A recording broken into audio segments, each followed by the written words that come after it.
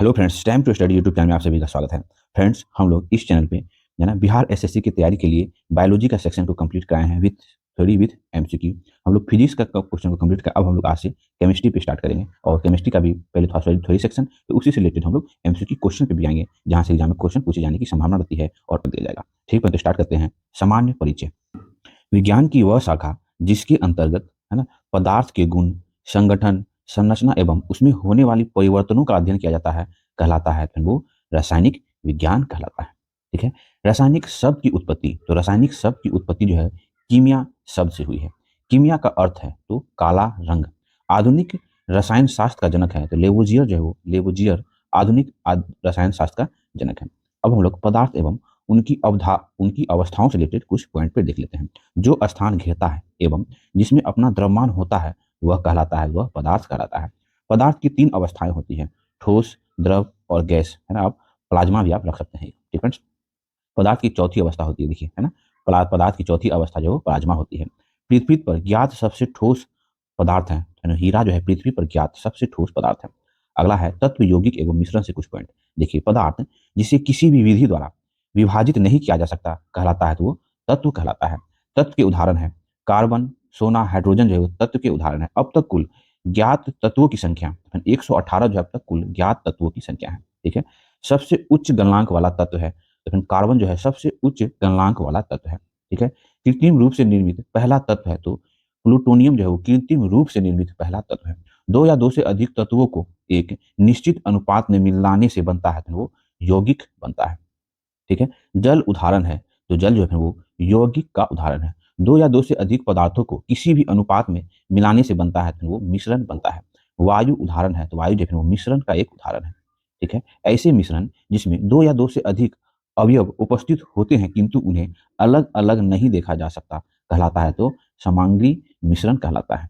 ठीक है। ऐसे मिश्रण जिसमें दो या दो से अधिक अवयव उपस्थित होते हैं तथा उसी में अलग अलग देखा जा सकता है कहलाता है, तो विषमांगी मिश्रण कहलाया जाता है। ठीक है। मिश्रणों का पृथक्करण पर कुछ मान देख सकते हैं। द्रवों के मिश्रण को अलग अलग करना कहलाता है, तो वो आसवन कहलाता है। ठीक है। समुद्र जल एवं आसूत जल को शुद्ध किया जाता है, तो आसवन विधि के द्वारा जो है वो शुद्ध किया जाता है। ठीक है। अगला है फ्रेंड, अल्कोहल जल के मिश्रण से जल को अलग किया जाता है, तो आसवन विधि के द्वारा। किसी ठोस पदार्थ का बिना द्रव में बदले सीधे वाष्प में परिवर्तन कहलाता है, तो ऊर्ध्वपातन कहलाता है। ठीक है। कपूर, नेप्थलीन, अमोनिया क्लोराइड आदि पदार्थ शुद्ध किए जाते हैं, तो ऊर्ध्वपातन विधि से शुद्ध किए जाते हैं। वाष्प का द्रव में परिवर्तन कहलाता है, तो फिर वो संवहन कहलाता है। फिटकिरी द्वारा गंदे जल का उपचार करने की प्रक्रिया कहलाता है, तो अस्कंदन कहलाता है। अगला क्वेश्चन है, एक घुलनशील मिश्रण को उसके घटकों या अंशों में आसवन के द्वारा पृथक्करण की प्रक्रिया कहलाती है, तो प्रभाजी आसवन कहलाती है। ठीक है। भूगर्भ से निकलने वाली खनिज तेल से शुद्ध पेट्रोल, डीजल, मिट्टी का तेल आदि पृथक किए जाते हैं, तो प्रभाजी आसवन विधि से। अगला है परमाणु एवं अणु। पदार्थ की सबसे छोटी इकाई है परमाणु। ठीक है। अगला है डाल्टन के अनुसार पदार्थ अत्यंत छोटे छोटे विभाज्य कणों से मिलकर बना होता है, जिन्हें परमाणु कहते हैं। ठीक है। अगला है परमाणु सिद्धांत को किसने प्रतिपादित किया था, तो डाल्टन ने 1803 ईस्वी में परमाणु सिद्धांत को प्रतिपादन किया था। यौगिक की सबसे छोटी इकाई है, तो अणु जो है वो यौगिक की सबसे छोटी इकाई है। परमाणु के नाभिक की खोज, तो रदरफोर्ड ने परमाणु के नाभिक की खोज की है। नाभिक की त्रिज्या होती है, तो 10⁻⁻15 मीटर जो है वो नाभिक की त्रिज्या होती है।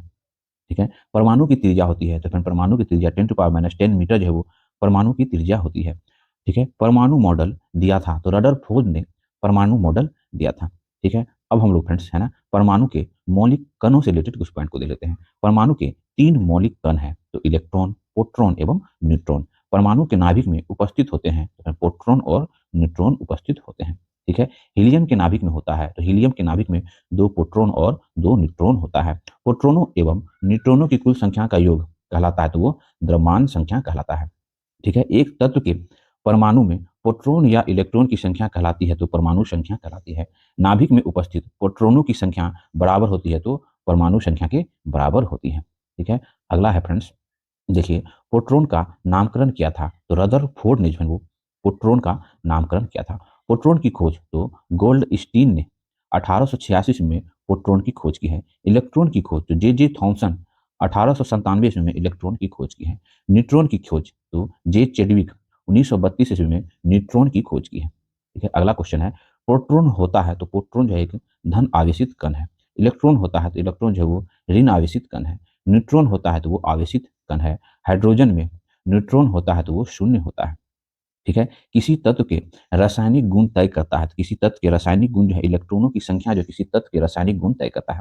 प्रोटॉन का भार इलेक्ट्रॉन के भार का होता है तो 1840 गुना लगभग होता है प्रोटॉन का भार इलेक्ट्रॉन के भार का। ठीक है, अगला है, प्रोटॉन और इलेक्ट्रॉन के द्रव्यमान का अनुपात होता है तो 1837:1 में प्रोटॉन और इलेक्ट्रॉन के द्रव्यमान का अनुपात होता है। ठीक है, इलेक्ट्रॉन का एंटी पार्टिकल होता है तो इलेक्ट्रॉन का एंटी पार्टिकल जो है वो पोजिस्ट्रॉन होता है। पोजिस्ट्रॉन है एक धन आवेशित कण है, एक पोजिस्ट्रॉन। अगला है, पोजिस्ट्रॉन की खोज तो एडरसन ने 1932 ईस्वी में पोजिस्ट्रॉन की खोज की। ठीक है, न्यूट्रोनो है तो न्यूट्रोनो जो है द्रव्यमान व आवेश रहित कण है न्यूट्रोनो। न्यूट्रोनो की खोज तो पाउली ने 1930 ईस्वी में न्यूट्रोनो की खोज की है। ठीक है, फोटोन होते हैं तो फोटोन जो है ऊर्जा के बंडल होते हैं फोटोन। ठीक है, अगला है, परमाणु तो विद्युत ऊर्जा होती है तो परमाणु विद्युत होता है तो उदासीन होता है। अगला पॉइंट, कक्षा एवं उपकक्षा से रिलेटेड कुछ पॉइंट। इलेक्ट्रॉन जिस वृत्ताकार पथ में चक्कर लगाते हैं वह कहलाते हैं तो वह कक्षा या शेल कहलाते हैं। कक्षा को निरूपित किया जाता है तो KLMNOPQ द्वारा कक्षा को निरूपित किया जाता है। ठीक है, नाभिक के समीपस्थ कक्षा तो नाभिक के जो समीप होता है वो कक्षा को के कहते हैं। समीपस्थ कक्षा की ऊर्जा होती है तो वो सबसे कम होती है। उपकक्षा को दर्शाया जाता है तो SPDF से दर्शाया जाता है स्मॉल में। ठीक है, परमाणु के बाह्यतम कक्षा में उपस्थित इलेक्ट्रॉन कहलाता है तो संयोजी इलेक्ट्रॉन कहलाता है। अगला है, संयोजी इलेक्ट्रॉन की संख्या अधिकतम कितनी हो सकती है तो वो 8 हो सकती है। ठीक है, परमाणु के भीतर कक्षा में उपस्थित इलेक्ट्रॉन कहलाता है तो वो कोर इलेक्ट्रॉन कहलाता है। ठीक है, अगला है, समस्थानिक एवं है ना समभारित वे तत्व जिसकी परमाणु संख्या समान किंतु परमाणु भार भिन्न भिन्न होते हैं कहलाते हैं तो वो समस्थानिक कहलाते हैं। वे तत्व जिनकी परमाणु द्रव्यमान समान किंतु परमाणु क्रमशः भिन्न भिन्न होते हैं वो कहलाते हैं तो वो सम। देखिए एक और पॉइंट ध्यान रखें, वे तत्व जिसकी परमाणु संख्या समान किंतु परमाणु द्रव्यमान भिन्न भिन्न होते हैं वो जो है क्या कहलाते हैं, वो समस्थानिक कहलाते हैं। ठीक है, और इसमें कह रहा है वे तत्व जिसकी परमाणु द्रव्यमान समान किंतु परमाणु क्रमांक भिन्न भिन्न होते हैं उसे जो है समभारित कहते हैं। ये पॉइंट आप ध्यान रखेंगे, क्वेश्चन आते हैं इस जगह से। समस्थानिक की खोज की थी तो सोडी ने समस्थानिक की खोज की थी। समस्थानिक फास्फोरस 32 का प्रयोग किया जाता है। ठीक है, ल्यूकेमिया चर्म रोग के उपचार में। ठीक है, अगला है, रेडियो समस्थानिक ऑर्सनिक 74 का प्रयोग किया जाता है तो ट्यूमर खोजने के लिए। समस्थानिक आयोडीन 331 का प्रयोग होता है तो थायराइड ग्रंथि के कैंसर के इलाज में। अगला है, समस्थानिक यूरेनियम 235 का प्रयोग होता है चट्टान की आयु ज्ञात करने में। सर्वाधिक समस्थानिक वाला तत्व है तो पोलोनियम जो है वो सर्वाधिक समस्थानिक वाला तत्व है। अगला है, रेडियो सक्रियता। ठीक है, स्वतः विघटित होकर विकिरण उत्सर्जित करने वाले तत्व कहलाते हैं तो रेडियो सक्रिय तत्व कहलाते हैं। 4 सामान्य रेडियोधर्मी तत्व है, यूरेनियम, रेडियम, पोलोनियम और थोरियम जो है वो 4 समान रेडियोधर्मी तत्व हैं। ठीक है, रेडियोधर्मी तत्व उत्सर्जित करते हैं तो अल्फा बीटा गामा किरणें जो है रेडियोधर्मी तत्व उत्सर्जित करते हैं। रेडियो सक्रियता की खोज तो हेनरी वेकुलर ने रेडियो सक्रियता की खोज की है। रेडियो सक्रियता का जनक माना जाता है तो क्यूरी, है ना, क्यूरी को रेडियो सक्रियता का जनक चलिए मात्रक माना जाता है। ठीक है, अगला है, रेडियो सक्रियता की माप की जाती है तो GM काउंटर से रेडियो सक्रियता की माप की जाती है। अल्फा बीटा गामा में से विद्युत चुंबकीय तरंगे होती है तो केवल गामा किरणें जो है वो विद्युत चुंबकीय तरंगे होती है। ठीक है, अगला है, गामा किरणें का नामकरण तो रदरफोर्ड ने गामा किरणों का नामकरण किया है। गामा किरणें के खोजकर्ता थे तो हेनरी वेकुलर जो है वो गामा किरणें के खोजकर्ता थे। ठीक है, वेधन क्षमता सबसे अधिक तथा तरंगदैर्घ्य सबसे कम होता है वो गामा किरणें की।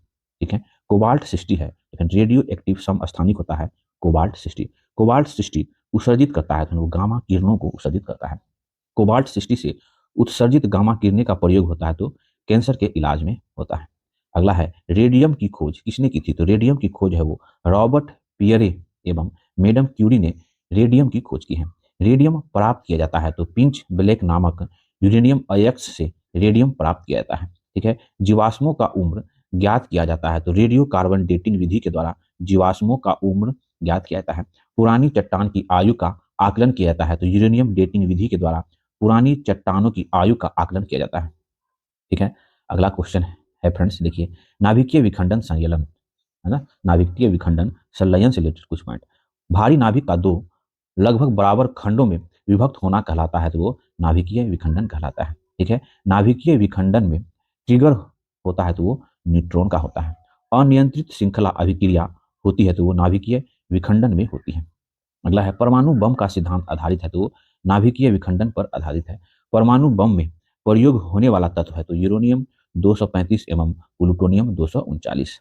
ठीक है, अगला है प्रथम परमाणु बम बनाया गया था तो रॉबर्ट ओपन होमर के द्वारा 1945 ईस्वी में प्रथम परमाणु बम बनाया गया था। दो या दो से अधिक हल्के नाभिक पर आपस में जुड़कर एक भारी और अस्थायी नाभिक बनाने की प्रक्रिया जो है वो नाभिकीय संलयन है। ठीक है, अगला क्वेश्चन है सूर्य की ऊर्जा का स्रोत है तो नाभिकीय संलयन जो है वो सूर्य की ऊर्जा का स्रोत है। हाइड्रोजन बम आधारित है तो नाभिकीय संलयन क्रिया पर आधारित है हाइड्रोजन बम।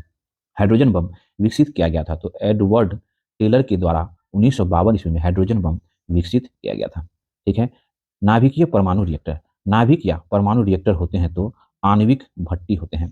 प्रथम नाभिकीय रिएक्टर बनाया गया था तो एनरिको फर्मी द्वारा 1942 ईस्वी में शिकागो में। ठीक है, प्रथम भारतीय नाभिकीय भट्टी है तो अप्सरा जो प्रथम भारतीय नाभिकीय भट्टी है। अगला है नाभिकीय रिएक्टर में मंदक के रूप में प्रयोग किया जाता है तो ग्रेफाइट या भारी जल का प्रयोग किया जाता है। ठीक है, रिएक्टर में नियंत्रण छड़ के रूप में प्रयोग होता है तो कैडमियम या बोरोन की छड़ का प्रयोग होता है। ठीक है, अगला है रिएक्टर में शीतलक के रूप में प्रयोग होता है तो भारी जल D2O एवं, है ना, द्रव सोडियम का प्रयोग होता है। ठीक है, अगला है भारत के नाभिकीय रिएक्टर में ईंधन के रूप में सर्वाधिक प्रयुक्त होता है तो यूरेनियम 238। अगला क्वेश्चन है भारत में प्रचुर मात्रा में उपलब्ध महत्वपूर्ण नाभिकीय ईंधन है तो वो थोरियम है। ठीक है, न्यूक्लियर बम बनाने में उपयोग किया जाता है तो यूरेनियम का उपयोग किया जाता है। अगला है भारत का प्रथम परमाणु संयंत्र है तो तारापुर जो है वो भारत का प्रथम परमाणु संयंत्र है। अगला है फ्रेंड, है ना, मोल संकल्पना, मोल संकल्पना से रिलेटेड कुछ पॉइंट। किसी पदार्थ की वह मात्रा जिसमें उतने ही कण उपस्थित होते हैं जितने कार्बन 20 समस्थानिक के 12 ग्राम में कार्बन परमाणुओं की संख्या होती है वह कहलाती है, तो फिर वो एक मोल कहलाती है। ठीक है, वेरी इंपॉर्टेंट। अगला है एक मोल बराबर होता है तो एक मोल जो है वो 6.022 इंटू 10⁻23 के बराबर होता है। ठीक है, एवोगाड्रो संख्या का मान है तो फिर वो एक मोल के बराबर जो है वो एवोगाड्रो संख्या का मान होता है 6.022 इंटू 10⁻23। एक ग्राम मोल पदार्थ में उपस्थित अणुओं की संख्या कहलाती है तो एवोगाड्रो संख्या कहलाती है। ठीक है, कार्बन के 6.022 इंटू 10⁻23 परमाणुओं का भार होता है तो वो 12 होता है। ठीक है, बॉयल एवं चार्ल्स के नियम रिलेटेड कुछ पॉइंट को देख लेते हैं। बॉयल के नियम के अनुसार स्थिर ताप पर गैस की नियत मात्रा का आयतन उसके दाब पर व्युत्क्रमानुपाती होता है। ठीक है, चार्ल्स के नियम के अनुसार स्थिर दाब पर किसी गैस की नियत मात्रा का आयतन उसके परम ताप समानुपाती होता है। ठीक है, उसके बाद है बॉयल का नियम, बॉयल नियम लागू होते हैं तो नियत तापमान पर जो है वो बॉयल का नियम लागू होता है। चार्ल्स नियम लागू होते हैं तो नियत दाब पर चार्ल्स का नियम लागू होता है। ठीक है, सभी गैसें शून्य आयतन घेरती है तो फिर वो -273.15 डिग्री सेल्सियस ताप पर परम शून्य ताप मान होता है तो -273.15 डिग्री सेल्सियस। समान ताप व दाब पर गैसों के 1 ग्राम अणु का आयतन होता है तो 22.4 लीटर होता है। ठीक है, एक गैस जो बॉयल के नियम, चार्ल्स के नियम तथा एवोगाड्रो के नियम का पूर्णतः पालन करती है कहलाती है तो आदर्श गैस कहलाती है। ठीक है, आदर्श गैस की ऊर्जा निर्भर करती है तो गैस की मोलों की संख्या पर निर्भर करती है। आदर्श गैस समीकरण है तो PV इक्वल टू nRT। ठीक है, गैसीय समीकरण PV इक्वल टू nRT में R क्या प्रदर्शित करता है तो एक मोल गैस को प्रदर्शित करता है। ठीक है, भौतिक एवं रासायनिक परिवर्तन से रिलेटेड कुछ हम लोग पॉइंट दे सकते हैं। भौतिक परिवर्तन में पदार्थों के भौतिक अवस्था में परिवर्तन होता है, इसके रासायनिक गुण एवं अवस्था में नहीं। ठीक है, अगला है रासायनिक परिवर्तन में एक नया पदार्थ प्राप्त होता है जो मूल पदार्थों से रासायनिक एवं भौतिक गुणों में पूर्णतः भिन्न होता है। ठीक है, अगला है दूध से दही जमना, लोहे पर जंग लगना, मोमबत्ती का जलना तथा, है ना, जल अपघटन किसका उदाहरण है तो वो रासायनिक परिवर्तन का उदाहरण है। ठीक है, शक्कर का पानी में घुलना, जल का वाष्प में परिवर्तन, पानी का जमकर बर्फ बनना, है ना, दूध से क्रीम अलग होना, दही से मक्खन निकलना, ऊर्ध्वपातन तथा मोल का गलना, इसका उदाहरण तो वो भौतिक परिवर्तन का उदाहरण है। ठीक है, जब ध्यान रखिए भौतिक परिवर्तन का ये सब उदाहरण है। दूध से क्रीम अलग करना, दही से मक्खन निकालना, ऊर्ध्वपातन तथा मोम का गलना, इसका उदाहरण है वो भौतिक परिवर्तन का उदाहरण है। ठीक है, देखिए जल अपघटन में ऊर्जा उत्पन्न होती है तो फिर वो ऊष्मा के रूप में ऊर्जा उत्पन्न होती है। अगला है ऑक्सीकरण एवं अपकरण से रिलेटेड कुछ पॉइंट। वे अभिक्रियाएं जिसमें पदार्थ ऑक्सीजन या विद्युत ऋणात्मक तत्वों से संयोग करता है कहलाता है, तो वो ऑक्सीकरण कहलाता है। ठीक है, लोहे पर जंग लगना, चांदी पर काली परत तथा तांबे पर हरी परत चढ़ना क्या है, तो वो ऑक्सीकरण का उदाहरण है। ठीक है, तत्व या यौगिक द्वारा रासायनिक अभिक्रिया में इलेक्ट्रॉन त्यागने की प्रक्रिया कहलाती है, तो वो ऑक्सीकरण, है ना, ऑक्सीडेशन कहलाती है। अगला क्वेश्चन है फिर देखिए, तत्व या यौगिक रासायनिक अभिक्रिया में इलेक्ट्रॉन ग्रहण प्राप्त करने की प्रवृत्ति कहलाती है, तो वो अपकरण या अपचयन कहलाती है। ठीक है, पुरानी किताबों का कागज भूरा हो जाता है, क्या क्यों कारण है दोस्तों? सेलुलोज के अवकरण के कारण जो है पुरानी किताबें का कागज जो है वो भूरा हो जाता है, सेलुलोज के अवकरण के कारण। ठीक है, जब एक पदार्थ इलेक्ट्रॉन का त्याग करता है तभी उसे दूसरा ग्रहण करता है, तो ऐसी अभिक्रिया कहलाती है, तो वो रेडॉक्स अभिक्रिया कहलाती है। अगला क्वेश्चन है जंग लगना उदाहरण है, तो रेडॉक्स अभिक्रिया का उदाहरण होता है जंग लगना। ठीक है, श्वसन में शर्करा का होता है तो ऑक्सीकरण, श्वसन में शर्करा का होता है तो ऑक्सीकरण होता है। श्वसन क्रिया में निर्माण होता है तो ऊर्जा का निर्माण होता है श्वसन क्रिया में। अगला है धातुएं एवं उसके गुण। धातुएं होती हैं तो ऊष्मा एवं विद्युत का सुचालक होती है धातुएं। ठीक है, अगला है फिर धातुओं का घनत्व एवं गलनांक होता है तो वो उच्च होता है। कमरे के ताप पर द्रव अवस्था में पाए जाने वाला एकमात्र धातु है तो वो पारा, Hg। ठीक है, क्यूक सिल्वर कहलाता है, तो क्यूक सिल्वर जो है पारा जो है वो क्यूक सिल्वर कहलाता है। ठीक है, पारे का निष्कर्षण किया जाता है तो सिनेबार से पारे का निष्कर्षण किया जाता है। सबसे हल्की धातु है तो लिथियम जो है वो सबसे हल्की धातु है। सबसे भारी धातु है तो ऑर्सियम, ऑर्सियम जो है वो सबसे भारी धातु है। सबसे कठोर धातु तो प्लेटिनम जो है वो सबसे कठोर धातु है। ठीक है, सफेद सोना कहा जाता है तो प्लेटिनम को सफेद सोना कहा जाता है। ठीक है, सबसे विषैले धातु है तो प्लूटोनियम जो है वो सबसे विषैले धातु है। धातुओं का निष्कर्षण होता है तो अयस्क से धातुओं का निष्कर्षण होता है। सर्वाधिक प्रत्यास्थ धातु होता है तो स्टील जो है वो सर्वाधिक प्रत्यास्थ धातु होता है। ठीक है, पृथ्वी की भूपटल में प्रचुर मात्रा में पाए जाने वाला धातु है तो एल्युमिनियम, दूसरा लोहा। ठीक है, ध्यान रखेंगे। अगला है देखिए, पृथ्वी पर सबसे कम पाए जाने वाली धातु है तो एस्टेटीन, एस्टेटीन जो पृथ्वी पर सबसे कम पाए जाने वाली धातु है। भू प्रॉपर्टी पर सर्वाधिक मात्रा में पाए जाने वाला तत्व है तो ऑक्सीजन, दूसरा सिलिकॉन। अगला है धातुओं का वह गुण जिसमें उन्हें खींचकर तारों में परिवर्तित किया जा सकता है कहलाता है, तो तन्यता कहलाता है। ठीक है, धातुओं का वह गुण जिससे पीटकर चादर में परिवर्तित किया जा सकता है कहलाता है तो आघात वर्धयंता कहलाता है। ठीक है, सबसे आघात वर्धन धातु होता है तो वो सोना होता है। आशा की धातु मतलब होप ऑफ मेटल तो कहलाती है तो यूरेनियम को जो आशा की धातु कहा जाता है। भय की धातु कहा जाता है तो फिर वो प्लूटोनियम को भय की धातु कहा जाता है। भविष्य की धातु कहा जाता है तो फिर टाइटेनियम को भविष्य की धातु कहा जाता है। ना ध्यान रखेंगे, चाकू से काटी जा सकने वाली प्रमुख धातु है तो सोडियम, लिथियम तथा पोटासियम जो वो चाकू से काटी जाने वाली प्रमुख धातु है। ठीक है, सोडियम की अधिकता से रक्तचाप जो है वो बढ़ता है। सोडियम का परमाणु क्रमांक होता है तो सोडियम का परमाणु क्रमांक 11 होता है, 11 होता है। सोडियम की खोज तो फिर वो हम्फ्री डेवी ने 1807 ईस्वी में सोडियम की खोज की है।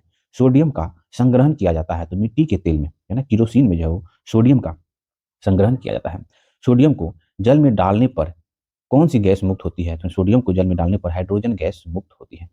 ठीक है, पनडुब्बी जहाज तथा अस्पताल आदि में बंद हवा को शुद्ध करने में उपयोग होता है तो वो सोडियम पर ऑक्साइड का उपयोग होता है। ठीक है, सोना एवं चांदी से रिलेटेड कुछ पॉइंट देख लेते हैं। धातुओं का राजा कहलाता है तो सोना जो धातुओं का राजा कहलाता है। शुद्ध सोना होता है तो वो 24 कैरेट का होता है शुद्ध सोना। आभूषण बनाया जाता है तो 22 कैरेट सोना से बनाया जाता है। 18 कैरेट सोना में शुद्ध सोना होता है तो 75% शुद्ध होता है। कृत्रिम सोना कहलाता है तो गोल्ड, सॉरी रोल्ड गोल्ड जो है वो कृत्रिम सोना कहलाता है। अगला है रोल्ड गोल्ड मिश्र धातु है। तांबे एवं एल्युमिनियम का रोल्ड गोल्ड जो है वो मिश्र धातु है। सोने के आभूषण बनाते समय उसे कठोर बनने के लिए उनमें मिलाया जाता है तो वो तांबा मिलाया जाता है। सोने का लैक्टिक नाम है, तो ओरम, ओरम जो है सोने का लैक्टिक नाम है। ठीक है। झूठा सोना, वेक, झूठा सोना या वेक फूलों का सोना कहलाता है, तो आयरन सल्फाइड तथा एवं आयरन पायराइड। ठीक है। सोने को घोला जा सकता है, तो फिर वो सल्फ्यूरिक तथा नाइट्रिक एसिड के मिश्रण में। ठीक है। चांदी का लैक्टिक नाम है, तो चांदी का लैक्टिक नाम है अर्जेंट, है ना, अर्जेंटम जो है वो चांदी का लैक्टिक नाम है। विद्युत एवं ऊष्मा का सर्वोत्तम चालक होता है चांदी, ऊष्मा का न्यूनतम संचालक होता है शीशा। ठीक है फ्रेंड्स, ये सब आप ध्यान रखेंगे। अगला है, देखिए, हॉर्न सिल्वर कहलाता है, तो सिल्वर क्लोराइड को हॉर्न सिल्वर कहते हैं। कृत्रिम वर्षा के लिए प्रयोग में लाया जाता है, तो सिल्वर आयोडाइड। ठीक है। मतदान के समय मतदाताओं की उंगली पर निशान लगाया जाता है, तो सिल्वर नाइट्रेट का निशान लगाया जाता है।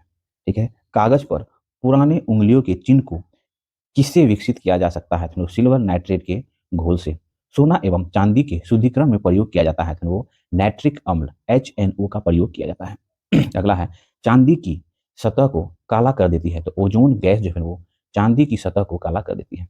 अगला है, अधातु एवं उसके गुण। अधातु होते हैं तो विद्युत एवं ऊष्मा के कुचालक, अपवाद में ग्रेफाइट जो है वो अधातु है लेकिन विद्युत और ऊष्मा के कुचालक। अगला है, कमरे के ताप पर द्रव अवस्था में पाए जाने वाला एकमात्र अधातु है, तो वो ब्रोमीन है। ठीक है, जो कि कमरे के ताप में जो है वो द्रव अवस्था में पाया जाता है अधातु। ठीक है। अगला है, पीड़ानाशक के रूप में उपयोग होता है, तो वो ब्रोमीन जो है वो पीड़ानाशक के रूप में उपयोग होता है। ठोस वाष्पशील अधातु है, तो आयोडीन जो है वो ठोस वाष्पशील अधातु है। किस अधातु में धातुएं चमक पाई जाती है, तो आयोडीन में जो है वो धातुएं चमक पाई जाती है। अगला क्वेश्चन है, सबसे भारी गैसीय अधातु तत्व है, तो रेडॉन, रेडॉन जो है वो सबसे भारी गैसीय अधातु तत्व है। वायुमंडल में नाइट्रोजन का प्रतिशत, तो 78%। वायुमंडल गर्म होता है, तो वो संवहन विधि के द्वारा वायुमंडल गर्म होता है। नाइट्रोजन अस्थिकरण में भाग लेता है, तो राइजोबियम जो है वो नाइट्रोजन अस्थिकरण में भाग लेता है। अगला है, राइबोजियम पाया जाता है, तो दलहनी पौधों की जड़ों में राइबोजियम पाया जाता है। ठीक है। कृत्रिम गर्भाधान के लिए बैल या सांड के वीर को रखा जाता है, तो वो द्रव नाइट्रोजन में रखा जाता है। ठीक है। अगला है, अमोनिया NH3 में नाइट्रोजन का यौगिक, NH3 मतलब अमोनिया है क्या, तो नाइट्रोजन का यौगिक है। अमोनिया का निर्माण किया जाता है, तो हैबर विधि के द्वारा अमोनिया का निर्माण किया जाता है। अगला है, रेफ्रिजरेटर में जल को ठंडा करने के लिए प्रयोग किया जाता है, तो अमोनिया गैस का प्रयोग किया जाता है। श्वेत या पीला फास्फोरस को स्वतः जलने से बचाने के लिए इसे कहाँ रखा जाता है, तो फिर वो जल में डुबाकर रखा जाता है। अगला क्वेश्चन है, दिया सलाई में प्रयोग होता है, तो लाल फास्फोरस जो है वो दिया सलाई में प्रयोग होता है। युद्ध के समय धुएं का पर्दा बनाने के लिए किसका प्रयोग किया जाता है, तो वो फास्फीन का प्रयोग किया जाता है। चूहे के विष के रूप में उपयोग होता है, तो वो जिंक फॉस्फेट जो है वो चूहे के विष के रूप में प्रयोग होता है।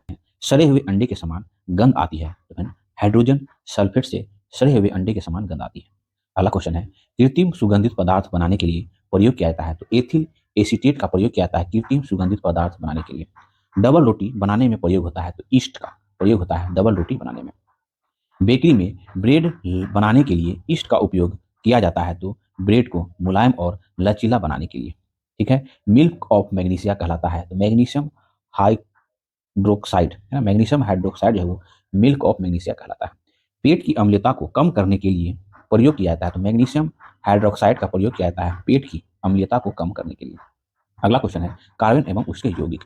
कार्बन होता है, तो कार्बन जो है वो क्या होता है ना, एक अधातु है कार्बन। कार्बन का परमाणु संख्या होता है, तो वो 6 होता है। कार्बन में संयोजी इलेक्ट्रॉन की संख्या 4 होती है। कार्बन का परमाणु भार होता है फ्रेंड 12 होता है। अगला है, वैसे पदार्थ जिसके रासायनिक गुण समान एवं भौतिक गुण भिन्न हो कहलाते हैं, तो वो अपरूप कहलाते हैं। कार्बन के दो अपरूप, हीरा एवं ग्रेफाइट।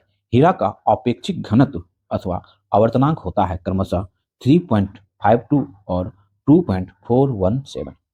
अगला क्वेश्चन है, हीरे का आकार होता है, तो चतुष्कोणीय, चतुष्कोणीय जो है वो हीरे का आकार होता है। 1 कैरेट हीरा बराबर होता है तो 200 मिलीग्राम के बराबर होता है।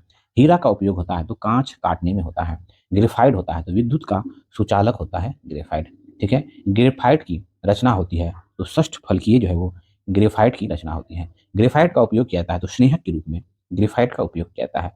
काला शीशा कहलाता है, ग्रेफाइट जो है वो काला शीशा कहलाता है। अगला है, पेंसिल का लीड बना होता है, तो वो ग्रेफाइट का बना होता है पेंसिल का लीड। संसार के सभी जैव पदार्थ बने होते हैं वो कार्बनिक यौगिक के बने होते हैं। ठीक है। सभी कार्बनिक यौगिक का प्रमुख अवयव होता है, तो वो कार्बन होता है, सभी कार्बनिक यौगिक का प्रमुख अवयव। ठीक है। खनिज एवं अयस्क, देखिए पृथ्वी तल के नीचे पाए जाने वाले प्राकृतिक पदार्थ, तत्व या यौगिक कहलाते हैं तो वो खनिज कहलाते हैं। वे खनिज जिससे धातुओं को आसानी से प्राप्त किया जाता है कहलाता है तो वो अयस्क कहलाता है। ठीक है। अयस्क में उपस्थित अशुद्धि कहलाता है तो वो ग्रेग कहलाता है। खनिजों एवं अयस्कों से धातुओं का निष्कर्षण कहलाता है तो वो धातु कर्म कहलाता है। ठीक है। अगला है एल्यूमिनियम का निष्कर्षण, तो फिर वो बॉक्साइट से एल्यूमिनियम का निष्कर्षण होता है। तांबा का निष्कर्षण तो कॉपर पायराइट से तांबा का निष्कर्षण होता है। लोहा के अयस्क हैं तो हेमेटाइट, मैग्नेटाइट और सीडेराइट जो है वो लोहा के अयस्क हैं। ठीक है। लोहा का निष्कर्षण होता है तो हेमेटाइट से जो है वो लोहा का निष्कर्षण होता है। जस्ता जिंक प्राप्त होता है तो केलामाइन से जिंक प्राप्त होता है। सिनेबार अयस्क है तो पारा का अयस्क है सिनेबार। ठीक है। कैल्शियम पोटेशियम तथा कैडमियम का अयस्क है क्रमशः कैल्शियम का अयस्क है डोलोमाइड, पोटेशियम का अयस्क है नाइटर और कैडमियम का अयस्क है डिनोटाइट। ठीक है। मोनाजाइट अयस्क है तो मोनाजाइट जो है वो थोरियम का अयस्क है। हॉर्न सिल्वर अयस्क है तो वो चांदी का अयस्क है। ठीक है। हॉर्न सिल्वर कहलाता है तो वो सिल्वर क्लोराइड कहलाता है। चांदी का निष्कर्षण होता है तो अर्जेंटाइड से चांदी का निष्कर्षण होता है। यूरेनियम का निष्कर्षण होता है तो वो पिंच ब्लैक से यूरेनियम का निष्कर्षण होता है। यूरेनियम की खोज तो कलाप रोथ ने 1789 ईस्वी में यूरेनियम की खोज की है। ठीक है। पृथ्वी पर पाए जाने वाला यूरेनियम तो U238 है ना, यू 238 यूरेनियम 238। ठीक है। यूरेनियम का उपयोग होता है तो परमाणु ऊर्जा के उत्पादन में उपयोग होता है। ठीक है। अगला है क्वार्टजाइड एक रूप है तो फिर वो सिलिकॉन डाइऑक्साइड SiO2 का एक रूप है। क्वार्टजाइड में होता है तो वो सिलिकॉन और ऑक्सीजन होता है। ठीक है। अगला है उपधातु एवं मिश्र धातु, वे तत्व जिसमें धातु और अधातु के गुण पाए जाते हैं कहलाते हैं तो वो उपधातु कहलाते हैं। उपधातु के उदाहरण हैं ऑर्सेनिक, एंटीमनी, विस्मत, सिलिकॉन, ये जो है उपधातु के उदाहरण है। पीतल मिश्र धातु है तो पीतल जो है वो तांबा एवं जस्ता का मिश्र धातु है। सोल्डर टांग का मिश्र धातु है वो सीसा और टीन का। ठीक है। कांसा मिश्र धातु है तांबा व टीन का मिश्र धातु है। जर्मन सिल्वर मिश्र धातु है तो तांबा निकेल और टीन का मिश्र धातु है जर्मन सिल्वर। अगला है गन मेटल मिश्र धातु है तो तांबा जस्ता और टीन का मिश्र धातु है गन मेटल। ठीक है। वेल मेटल मिश्र धातु है तो वेल मेटल जो है तांबा और टीन का मिश्र धातु है। ठीक है। डच मेटल मिश्र धातु है तो तांबा और जस्ता का डच मेटल जो है मिश्र धातु है। गन पाउडर या बारूद किसका मिश्रण है तो सल्फर, चारकोल एवं पोटेशियम नाइट्रेट का मिश्रण है। ठीक है। स्टेनलेस स्टील मिश्र धातु है तो लोहा, क्रोमियम, मैग्नीज, कार्बन एवं निकेल का स्टेनलेस स्टील है वो मिश्र धातु है। अमलगम मिश्र धातु है तो पारा एवं अन्य अधातुओं का मिश्र धातु है अमलगम। ठीक है। अगला है पारा किस धातु के साथ अमलगम नहीं बनाता है तो आयरन, लोहा धातु के। ठीक है। पारा को रखा जाता है तो लोहे के पात्र में पारा को रखा जाता है। स्टील एवं लोहा, स्टील मिश्र धातु है तो लोहा व कार्बन का मिश्र धातु होता है स्टील। स्टील को कठोरता प्रदान करने के लिए उनमें बढ़ाई जाती है तो कार्बन की मात्रा बढ़ाई जाती है। स्टील इस्पात में कार्बन का प्रतिशत होता है तो 0.1 से 1.5%। स्टील का निर्माण होता है तो बेशेमर विधि, सीमेंस विधि एवं विद्युत विधि द्वारा स्टील का निर्माण होता है। ठीक है। जंग रहित लोहा या स्टेनलेस स्टील बनाने के लिए प्रयुक्त महत्वपूर्ण धातु है तो क्रोमियम है। ठीक है। जंग लगने पर लोहा का भार जो है वो बढ़ जाता है। लोहे में जंग लगने के लिए आवश्यक है ऑक्सीजन एवं नमी जो है लोहे में जंग लगने की आवश्यक है। लोहे को जंग से बचने के लिए चढ़ाई जाती है तो फिर उस पर जिंक की परत या गैल्वेनाइजिंग प्रक्रिया। ठीक है। लोहे में जंग लगता है तो फिर वो रासायनिक परिवर्तन का उदाहरण है लोहे में जंग लगना। लोहे पर जंग लगने से कौन सा पदार्थ बनता है तो लोहे में जंग लगने जो फेरिक एवं फेरस ऑक्साइड बनता है। लोहे का सबसे शुद्ध रूप है पिटुमा लोहा जो है वो लोहे का सबसे सूक्ष्म रूप है। कार्बन की मात्रा न्यूनतम होती है तो पिटुमा लोहा में कार्बन की मात्रा जो है वो न्यूनतम होती है। ठीक है। सबसे निम्न कोटि का लोहा होता है तो वो ढलवा लोहा, जिसमें आप चापाकल देख सकते हैं वो ढलवा लोहा का बना होता है। और स्टील देख सकते हैं, छड़ आयरन देख सकते हैं, वो जो पिटमा लोहा का होता है। ठीक है। कार्बन की मात्रा अधिकतम होती है तो वो ढलवा लोहा में कार्बन की मात्रा अधिकतम होती है। ठीक है। लोहे को इस्पात में बदलने के लिए मिलाया जाता है तो निकेल धातु मिलाया जाता है लोहे को इस्पात में बदलने के लिए। वनस्पति तेलों के हाइड्रोजनीकरण के लिए किस उत्प्रेरक का उपयोग किया जाता है तो निकेल का उपयोग किया जाता है। अब हम लोग विलयन एवं विलेयता से रिलेटेड कुछ पॉइंट को देखते हैं। दो या दो से अधिक पदार्थ या का सामग्री मिश्रण कहलाता है वो विलयन कहलाता है। विलयन में जो पदार्थ अपेक्षाकृत अधिक मात्रा में होता है वो कहलाता है तो विलायक कहलाता है। ठीक है। ठोस से ठोस का विलयन तो फिर वो मिश्र धातु मिट्टी। ठीक है। गैस में गैस का विलयन तो फिर वो वायु। द्रव में ठोस का विलयन तो समुद्री जल। द्रव में द्रव का विलयन तो वो जल में अल्कोहल। ठीक है। अगला है गैस में द्रव का विलयन तो कोहरा या बादल। कोहरा बादल गैस में गैस द्रव का मिलन। द्रव में ठोस का विलयन धुआं वायु। द्रव में गैस का विलयन तो फिर वो सोडा वाटर। ठीक है। ठोस पदार्थों की विलेयता ताप बढ़ने से क्या होती है, बढ़ती है। किसी द्रव में गैस की विलेयता ताप बढ़ने से घटती है। ठीक है। उसके बाद है दाब बढ़ने पर द्रव में गैस की विलेयता बढ़ती है। ठीक है। अब हम लोग फ्रेंड्स निलंबन एवं कोलाइड से रिलेटेड कुछ पॉइंट को देख लेते हैं। जब मिश्रित किए गए पदार्थों के कणों का आकार आंखों से दिखाई दे तो वह कहलाता है, तो फिर वो निलंबन कण कहलाता है।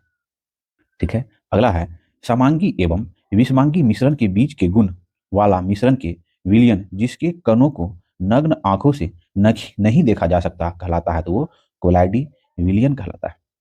अगला है मटमेला जल गोंद स्याही दूध रक्त उदाहरण है, तो वो कोलाइडी विलयन का उदाहरण है।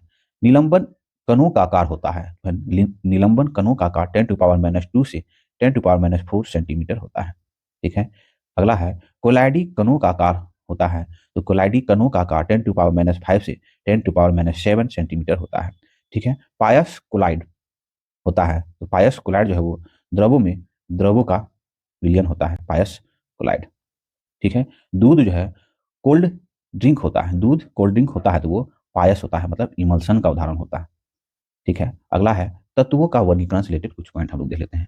तत्वों का सबसे पहले वर्गीकरण किया था, तो फिर वो डोब रेनर ने तत्वों का सबसे पहले वर्गीकरण किया था।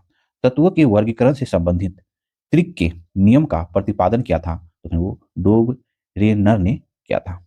ठीक है। अगला है तत्वों के वर्गीकरण से संबंधित षष्टक नियम को प्रतिपादित किया था, तो न्यू लेंडर्स ने प्रतिपादित किया था। आवर्त सारणी के रूप में सर्वप्रथम तत्वों का वर्गीकरण किसने किया था, तो मेंडलीफ ने किया था, पीरियोडिक टेबल के रूप में। अगला है सर्वप्रथम आवर्त सारणी का खोज किया था, तो मेंडलीफ ने 1869 ईस्वी में सर्वप्रथम आवर्त सारणी पीरियोडिक टेबल का खोज किया था। ठीक है। अब देखते हैं आवर्त सारणी पीरियोडिक टेबल से रिलेटेड कुछ पॉइंट। आवर्त नियम दिया था, तो आवर्त नियम जो वो मेंडलीफ ने दिया था। मेंडलीफ के आवर्त नियम के अनुसार तत्वों का, ठीक है, भौतिक एवं रासायनिक गुण उनके परमाणु भारों के आवर्त फलन होते हैं। ठीक है। अगला है आधुनिक आवर्त सारणी को प्रस्तुत किया था, तो फिर वो मोस्ले ने आधुनिक आवर्त सारणी को प्रस्तुत किया था। मेंडलीफ के आवर्त सारणी में तत्वों के वर्गीकरण का आधार क्या था, फिर वो परमाणु द्रव्यमान था। मेंडलीफ के अनुसार तत्वों के वर्गीकरण का आधार है ना आवर्त सारणी में। अगला देते हैं आधुनिक आवर्त सारणी में तत्वों के वर्गीकरण का आधार क्या है, तो वो परमाणु संख्या है। और मेंडलीफ की आवर्त सारणी में तत्वों के वर्गीकरण का आधार क्या था, तो परमाणु द्रव्यमान। ठीक है। आवर्त सारणी के उद्र्ग तथा क्षैतिज स्तंभों को कहते हैं, तो क्रमशः वर्ग ग्रुप तथा आवर्त कहते हैं। ठीक है। अगला है मेंडलीफ आवर्त सारणी में वर्गों का आवर्तों की संख्या कितनी थी, तो क्रमशः 9 तथा 7। आधुनिक आवर्त सारणी में वर्गों तथा आवर्तों की कुल संख्या क्रमशः 18 और तथा 17। ठीक है। अगला है आधुनिक आवर्त सारणी में तत्वों को व्यवस्थित किया गया, तो बढ़ते हुए परमाणु संख्या में। आवर्त सारणी में कुल तत्वों की संख्या जो है वो 118 होती है।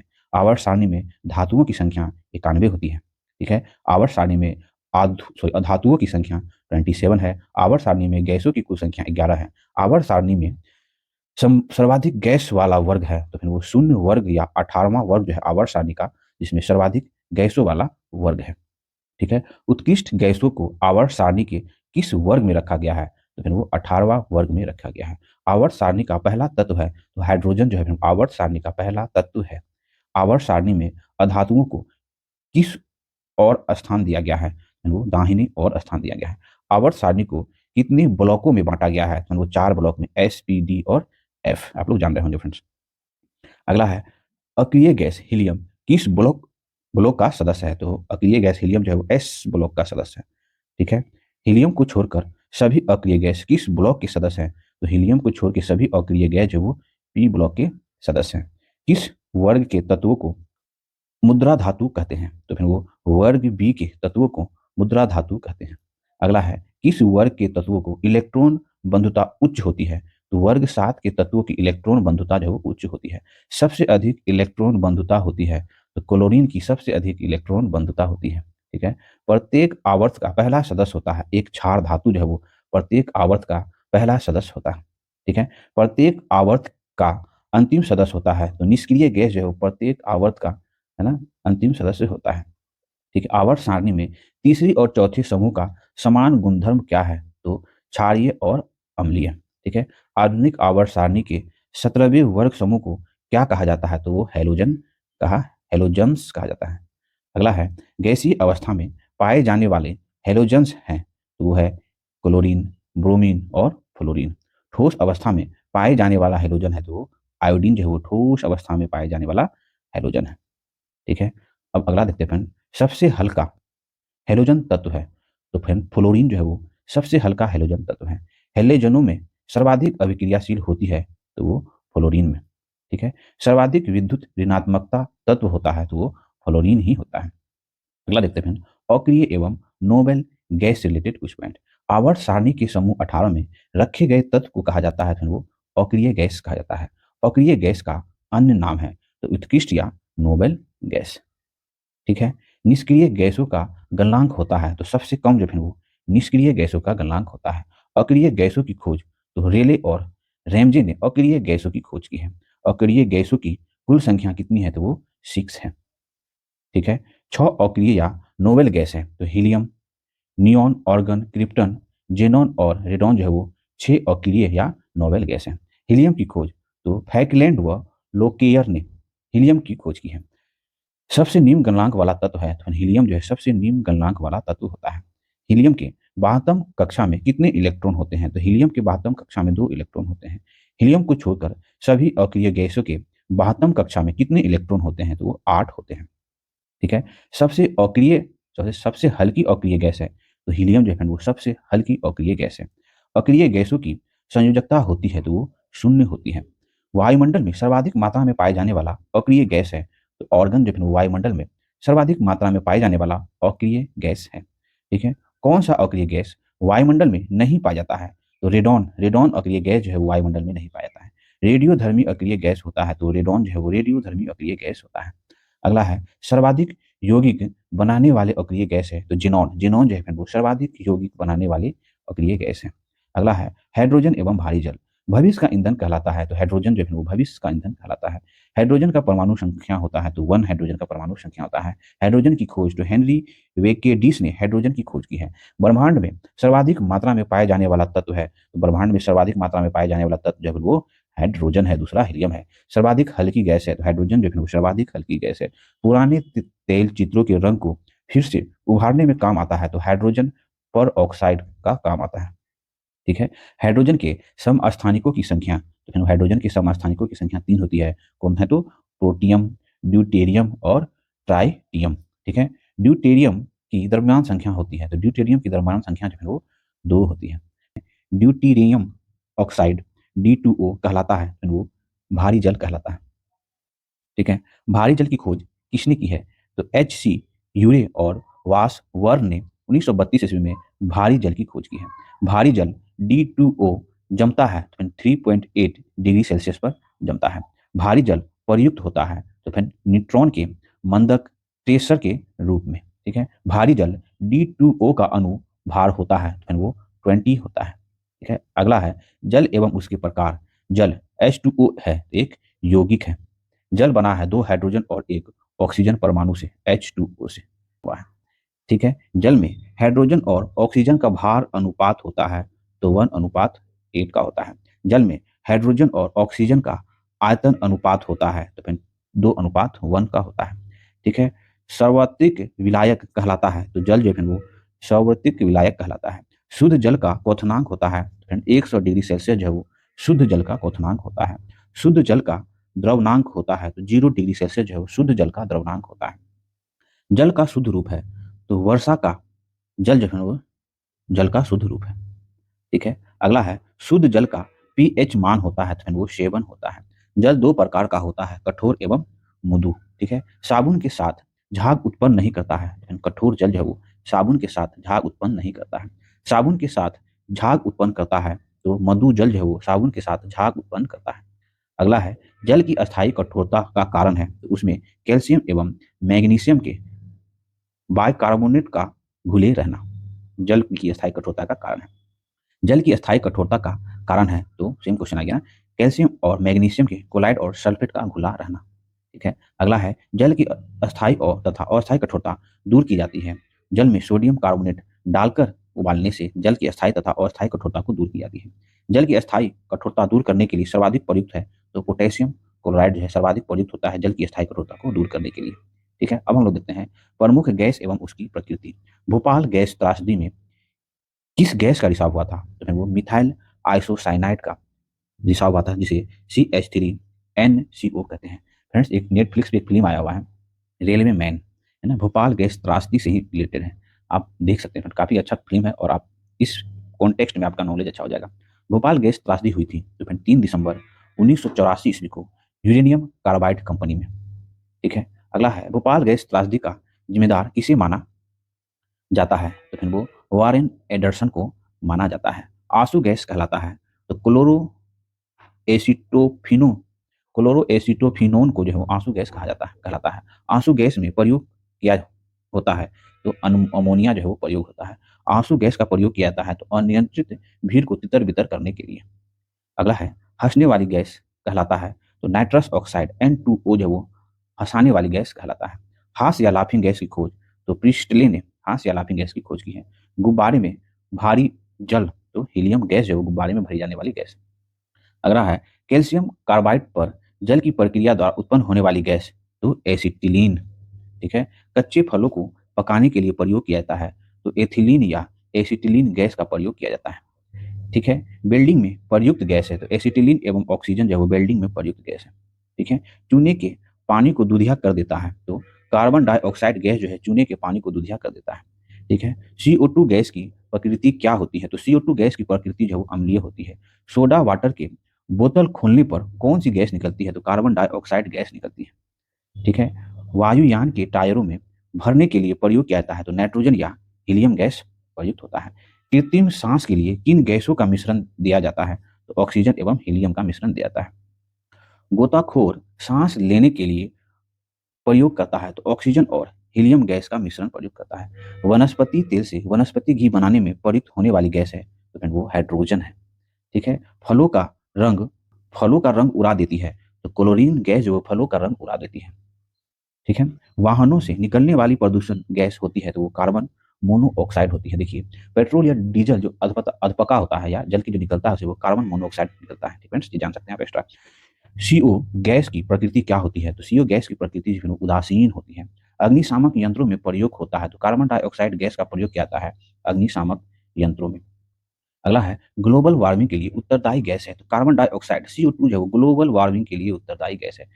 ठोस कार्बन डाइऑक्साइड कहलाता है, तो वो सूक्ष्म बर्फ जो है वो ठोस कार्बन डाइऑक्साइड कहलाता है। गर्म करने पर सीधे गैस में ही परिवर्तित हो जाती है, तो वो शुष्क गैस जो गर्म करने पर सीधे गैस में परिवर्तित हो जाती है। सोडा वाटर बनाने में प्रयुक्त होता है, तो कार्बन डाइऑक्साइड जो सोडा वाटर बनाने में प्रयुक्त होता है। अगला अम्ल अम्ल भास्प एवं एवं लवण। अम्ल का अम्ल का स्वाद होता है, तो फ्रेंड अम्ल का स्वाद जो होता है मतलब एसिड का स्वाद जो है वो खट्टा होता है। क्षार मतलब भस्म या बेस का स्वाद जो होता है वो कड़वा होता है। ठीक है, अगला है फ्रेंड्स, देखिए अम्ल एवं क्षार की अभिक्रिया के स्वरूप बनाने वाला पदार्थ कहलाता है, तो वो लवण कहलाता है। अम्ल का पीएच मान होता है, तो फिर वो अम्ल का पीएच मान जो है 7 से कम होता है। क्षार का पीएच मान जो है वो 7 से अधिक होता है। ठीक है, नीला लिटमस पत्र को लाल कर देता है अम्ल एसिड, लाल लिटमस पत्र को नीला कर देता है तो वो क्षार। लिटमस पत्र प्राप्त किया जाता है तो वो लाइकेन से प्राप्त किया जाता है।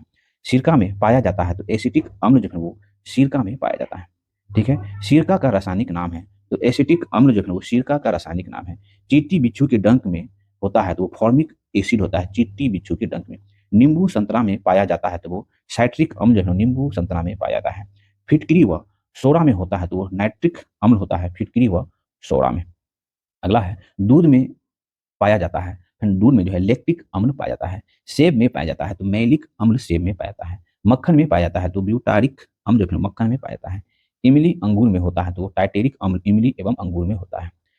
खट्टे फले में पाए जाते हैं, तो एस्कॉर्बिक अम्ल जो है वो खट्टे फलों में पाया जाता है। ठीक है, आंवला प्रमुख स्रोत है। तो एस्कॉर्बिक अम्ल का आंवला जो है वो क्या ना प्रमुख स्रोत है। अगला है रसायन उद्योग में तेजाब के रूप में जाना जाता है तो वो सल्फ्यूरिक अम्ल अम्ल का राजा है। सल्फ्यूरिक अम्ल जो है वो अम्ल का राजा है। ठीक है। फोटोग्राफी कपड़े पर से जंग के दाग तथा स्याही के धब्बे को हटाने के लिए प्रयोग किया जाता है। ऑक्जेलिक अम्ल का प्रयोग किया जाता है। मांसपेशियों में किस अम्ल के एकत्रित होने पर जो है थकावट महसूस होती है तो लैक्टिक अम्ल मतलब एकत्रित होने के कारण। उसके बाद बेकिंग पाउडर के निर्माण में किस अम्ल का प्रयोग किया जाता है टाइटेरिक अम्ल का प्रयोग किया जाता है बेकिंग पाउडर के निर्माण में। अम्ल में कौन से तत्व के परमाणु अनिवार्य रूप से रहते हैं तो हाइड्रोजन तत्व के परमाणु अम्ल में जो है अनिवार्य रूप से रहते हैं। अम्लराज मतलब एक्वा रिजिया मिश्रण है तो फिर वो हाइड्रोक्लोरिक तथा नाइट्रिक अम्ल का मिश्रण है। अगला है अम्लराज का सूत्र होता है HNO3+3HCl। ठीक है। फलों को संरक्षित करने तथा रबर के स्कंदन में प्रयुक्त होता है तो वो फॉर्मिक अम्ल प्रयुक्त होता है। अगला है खाद्य पदार्थ के संरक्षण तथा तंबाकू शोधन में प्रयुक्त होता है तो वो बेंजोइक अम्ल प्रयुक्त होता है। जब वर्षा के जल का पीएच मान 6 पॉइंट से कम हो जाता है तो उसे कहते हैं तो अम्लीय वर्षा कहते हैं। अगला है अम्ल वर्षा मिश्रण है तो सल्फर डाइऑक्साइड SO2 तथा नाइट्रस ऑक्साइड NO2 का मिश्रण होता है अम्लीय वर्षा। अम्लीय वर्षा जिसका पीएच मान कितना होता है तो 5.6 के कम हो अम्लीय वर्षा। ठीक है। साधारण नमक जो है वो का रासायनिक नाम है तो साधारण नमक को जो है सोडियम क्लोराइड कहते हैं। इसका रासायनिक नाम है NaCl। समुद्र जल में सर्वाधिक मात्रा में पाए जाने वाला लवण है तो वो सोडियम क्लोराइड। ठीक है। डिहाइड्रेशन से प्रायः किस तत्व की कमी होती है तो फिर सोडियम क्लोराइड की कमी होती है। ठीक है। अगला है अग्निशामक यंत्र में किस गैस का प्रयोग होता है तो फिर वो कार्बन डाइऑक्साइड CO2 का प्रयोग होता है। अब हम लोग फ्रेंड्स है ना विलियनों का पीएच मान से रिलेटेड तो कुछ पॉइंट देख लेते हैं। किसी विलियन की अम्लीयता और क्षारीयता को व्यक्त करता है तो फिर वो पीएच मान व्यक्त करता है। पीएच मान का निर्धारण किया था तो सॉलरेंसन ने पीएच मान का निर्धारण किया था। उदासीन विलियन का पीएच मान होता है उदासीन विलियन का पीएच मान 7 होता है। ठीक है। अम्लीय विलियन का पीएच मान है तो फिर अम्लीय विलियन का पीएच मान जो है 7 से कम है। क्षारीय विलियन का पीएच मान है तो फिर वो 7 से अधिक है। रक्त का पीएच मान होता है तो फिर वो 7.4 जो रक्त का पीएच मान होता है। समुद्र जल का पीएच मान होता है तो वो 8.4 समुद्र जल का पीएच मान होता है। ठीक है। उसके बाद है अशुद्ध जल मतलब शुद्ध जल का पीएच मान तो शुद्ध जल का पीएच मान जो है वो 7 होता है। दूध का पीएच मान होता है तो 6.4 जो है वो दूध का पीएच मान होता है। मूत्र का पीएच मान होता है तो 6 जो है वो मूत्र का पीएच मान होता है। फ्रेंड 7 से कम जो होगा वो अम्लीय होगा 7 से ज़्यादा जो होगा वो क्षारीय होगा और 7 जो है वो उदासीन को दर्शाता है। ठीक है। ध्यान रखेंगे। नींबू का पीएच मान होता है तो 2.2 जो है वो नींबू का पीएच मान है। अगला है कॉफी का पीएच मान होता है तो 5.5 कॉफी का पीएच मान होता है। अंडा का पीएच मान होता है अंडा का पीएच मान जो है 7.4 होता है। सिरका का पीएच मान होता है तो सिरका का पीएच मान 2.4 होता है। शराब का पीएच मान होता है तो 2.8 होता है। अब हम लोग हाइड्रोकार्बन हाइड्रोकार्बन से रिलेटेड कुछ पॉइंट देख लेते हैं। कार्बन एवं हाइड्रोजन के यौगिक कहलाते हैं तो वो हाइड्रोकार्बन कहलाते हैं। संतृप्त हाइड्रोकार्बन कहलाता है तो अल्केन संतृप्त हाइड्रोकार्बन कहलाता है।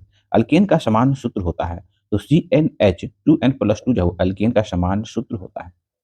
अगला है असंतृप्त हाइड्रोकार्बन कहलाता है तो असंतृप्त हाइड्रोकार्बन जो है वो एल्कीन कहलाता है। एल्कीन का समान सूत्र होता है तो CnH2n जो है एल्कीन का समान सूत्र होता है। एक या त्रिआवद वाले असंतृप्त हाइड्रोकार्बन कहलाते हैं तो वो अल्काइन कहलाते हैं। अगला है अल्काइन का सूत्र होता है तो अल्काइन का सूत्र जो है वो CnH2n-2 होता है। हाइड्रोकार्बन का प्राकृतिक स्रोत है तो पेट्रोलियम कच्चा तेल जो है हाइड्रोकार्बन का प्राकृतिक स्रोत है। ठीक है। कच्चा पेट्रोलियम को शुद्ध किया जाता है तो प्रभाजी आसवन द्वारा कच्चा पेट्रोलियम को शुद्ध किया जाता है। पेट्रोलियम के विभिन्न अवयव अलग किए जाते हैं तो प्रभाजी आसवन विधि के द्वारा अलग किए जाते हैं। ठीक है। वैसलीन निकाला जाता है तो वैसलीन निकाला जाता है तो पेट्रोलियम से वैसलीन निकाला जाता है।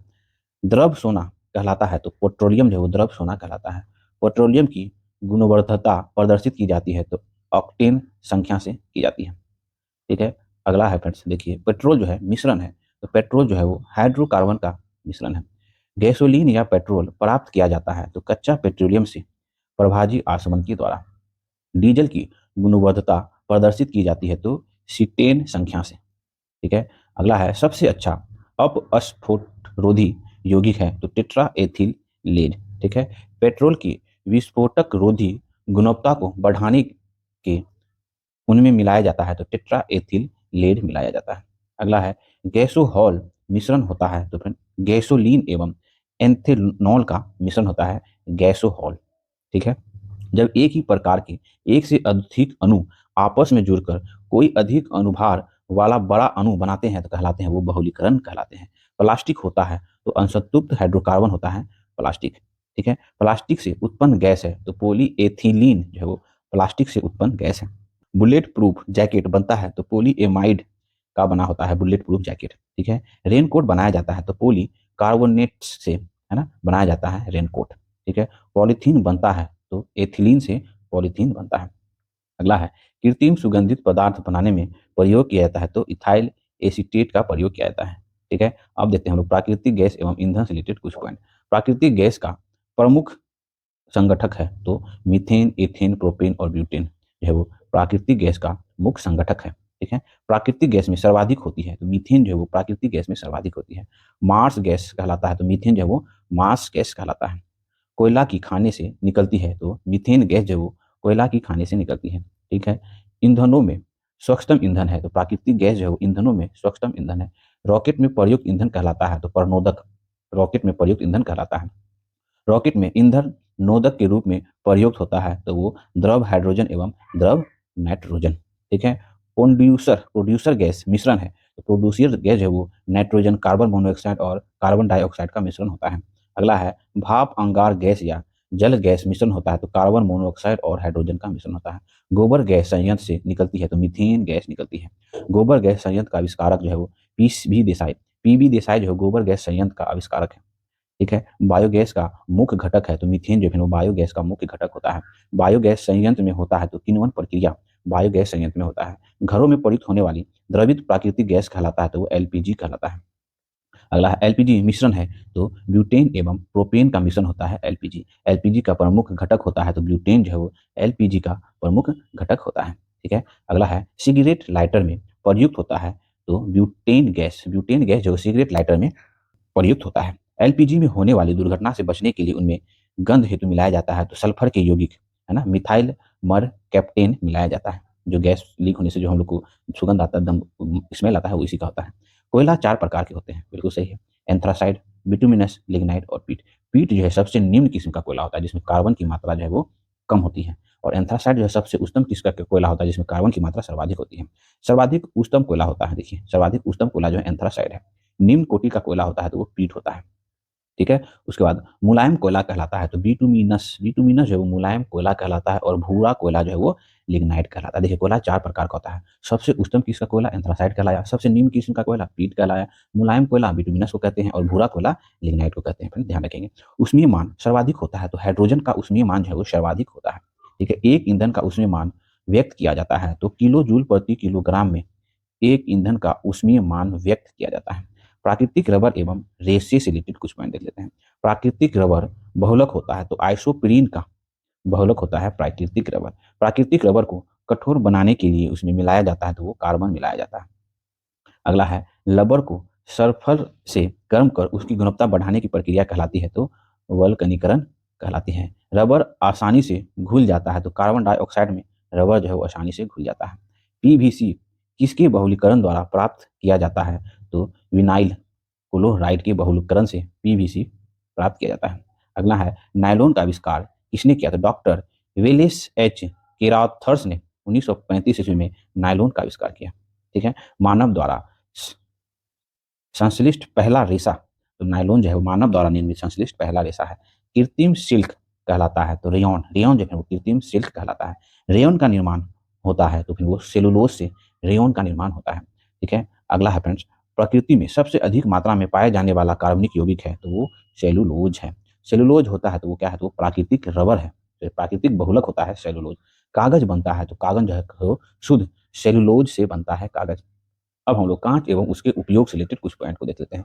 कांच या शीशा होता है तो अति शीतित द्रव होता है कांच या शीशा। कांच के निर्माण में प्रयुक्त होता है बालू सोडा चूना पत्थर। ठीक है। कम कैमरा दूरबीन के लेंस एवं विद्युत बल्ब में प्रयोग होता है तो वो फिलिंट कांच का प्रयोग होता है। प्रयोगशाला के उपकरण बनाने में प्रयोग होता है तो पायरेक्स कांच का प्रयोग होता है। अगला है धूप चश्मे का लेंस बनाने में प्रयोग होता है तो क्रूक्स कांच का प्रयोग होता है धूप के चश्मे का लेंस बनाने में। चश्मे का लेंस बनाने में प्रयोग होता है, तो फिर चश्मे का लेंस बनाने में क्राउन कांच का प्रयोग किया जाता है। अब हम लोग मानव निर्मित पदार्थ से रिलेटेड कुछ पॉइंट पे डिस्कस करेंगे। सीमेंट होता है, सीमेंट जो है कैल्शियम सिलिकेट एवं एल्युमिनियम सिलिकेट का मिश्रण होता है सीमेंट। सीमेंट की खोज की थी तो जोसेफ एफ डीन ने सीमेंट की खोज की थी। ठीक है। पोर्टलैंड सीमेंट की खोज किया था तो जोसेफ एस डीन ने, है ना, 1824 ईस्वी में पोर्टलैंड सीमेंट की खोज की थी। पोर्टलैंड सीमेंट का मुख्य घटक है तो चूना, सिलिका एवं एल्यूमिना जो है वो पोर्टलैंड सीमेंट का मुख्य घटक है। साबुन होता है तो उच्च वसीय अम्लीय लवण होता है साबुन। साबुन बनाने की प्रक्रिया है तो सेपोनिफिकेशन। सेपोनिफिकेशन जो है वो साबुन बनाने की प्रक्रिया है। साबुन बनाने में किसका प्रयोग होता है तो वनस्पति तेल, वसा या कास्टिक पोटाश का प्रयोग होता है साबुन बनाने में। अगला है प्रयोगशाला में संश्लेषित पहला कार्बनिक पदार्थ है तो वो है यूरिया।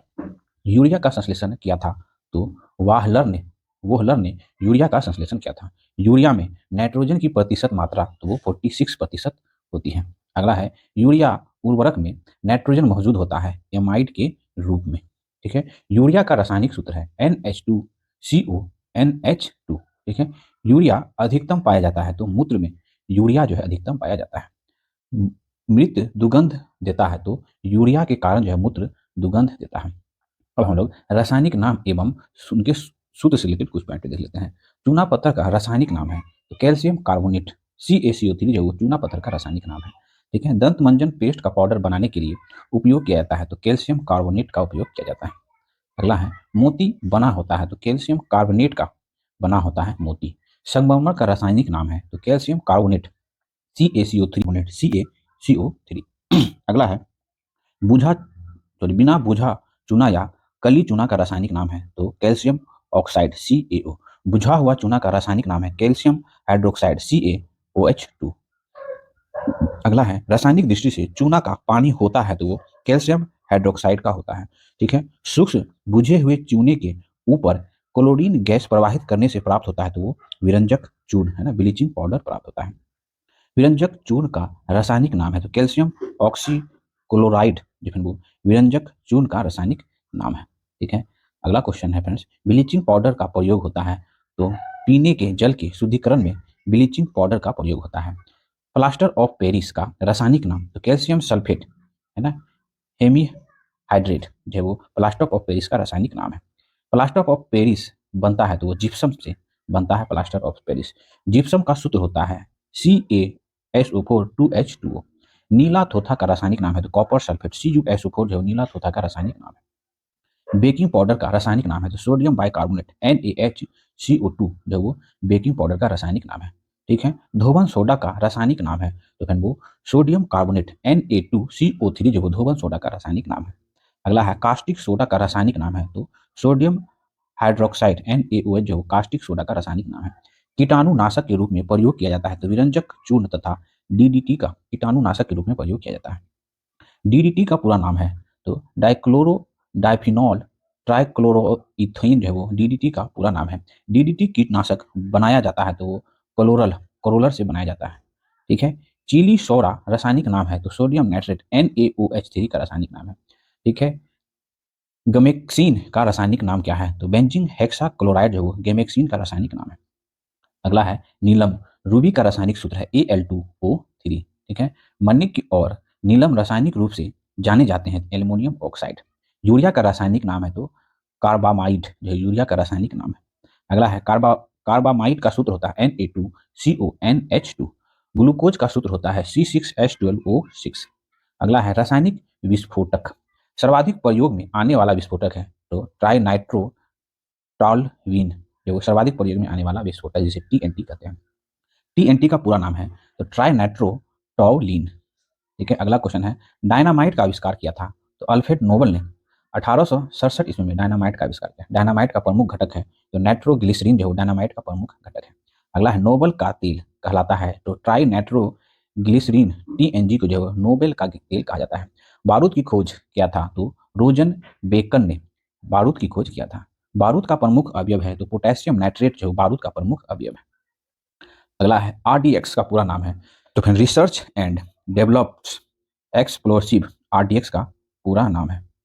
नेक्स्ट क्वेश्चन है फ्रेंड्स, देखिए आरडीएक्स का अन्य नाम तो साइक्लोनाइट जो आरडीएक्स का अन्य नाम है। आरडीएक्स की खोज तो हेंस रेनिंग ने 1899 में की थी।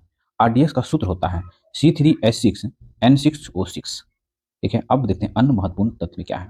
विरंजक व खाद्य पदार्थ बनाने में प्रयोग किया जाता है तो केलामाइन का प्रयोग किया जाता है। ठीक है, नन स्टील बर्तन बने होते हैं तो नन स्टील बर्तन जो है वो नेफ्लॉन के बने होते हैं, सॉरी टेफ्लॉन के बने होते हैं। टेफ्लॉन का समान नाम है तो पॉलीटेट्रा फ्लोरोएथिलीन जो है वो टेफ्लॉन का समान नाम है। पटाखों में हरा रंग तो बेरियम के कारण जो है पटाखों में हरा रंग होता है। अगला है आतिशबाजी में के दौरान चटक लाल चटक रंग होता है तो एस्ट्रोसियम एसआर की उपस्थिति के कारण। ठीक है, वाटर ग्लास क्या है तो सोडियम सिलिकेट है वाटर ग्लास। ठीक है, चीनी शोधक के लिए प्रयुक्त विरंजन तो बॉन ब्लेड जो है वो चीनी शोधन के लिए प्रयुक्त व्यंजक है। ठीक है, नेप्थलीन का मुख्य स्रोत है तो फिर वो कोलतार जो है नेप्थलीन का मुख्य स्रोत होता है। पोटेशियम की खोज की थी तो हम्पी डेवी ने पोटेशियम की खोज की थी। लकड़ी को कीड़ों से बचने के लिए उस पर लेपन किया जाता है तो जिंक क्लोराइड का लेपन किया जाता है।